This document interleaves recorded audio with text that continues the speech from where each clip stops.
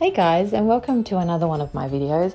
I thought today I'd try giving a bit of a voiceover for this one. For the sponges, I just start by cutting off the domes so that the cakes would be nice and level and make them easier to stack. I filled them with a Russian buttercream. Russian buttercream is sweetened condensed milk that is beat into butter. It has no powdered sugar. It's not very sweet despite it being sweetened condensed milk, and it pairs beautifully with a sponge. I also filled the cake with a strawberry coulis, and that's made by boiling strawberries on your stovetop with some lemon and some sugar. For the flowers, so the edible flowers for me, I purchased mine at a local fruit market. You can also buy them online. They come in a punnet and it's just a mixed bunch, and I've just used what came in the punnet.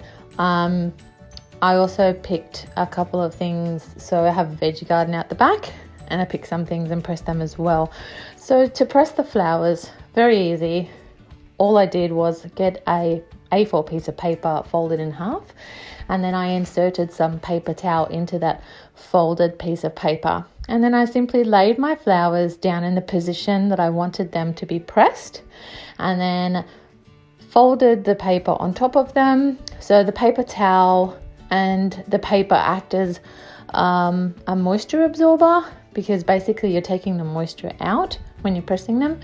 And all I did was put them in the microwave, and I put a heavy microwave safe object on top of it. So I've seen other people do it with tiles. I just happen to have this heavy plate that I put on the top. So you can start at 30 seconds and see how they come out. For me, I did it for a minute, sometimes a minute 20, but I'd stop at a minute and then unfold your paper and see.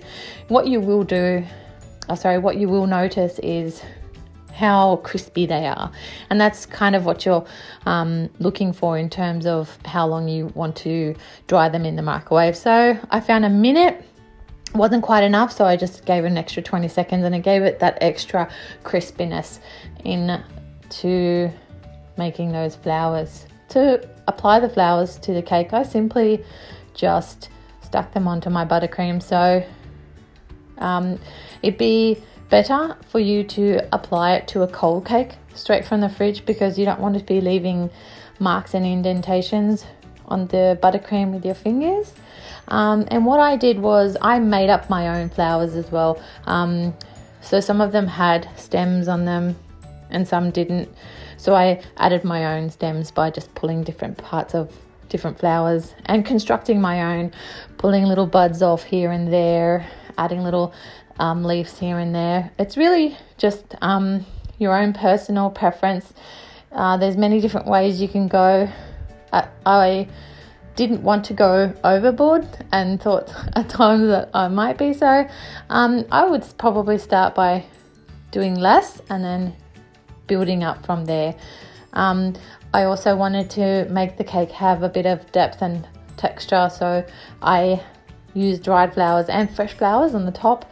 So I let them sit on top of the cake, the fresh ones, with the flat ones sitting on the side. So it had a bit of texture there, and it just adds a bit more interest to the cake. So I hope you guys enjoyed this tutorial, and I hope you guys are having a great day.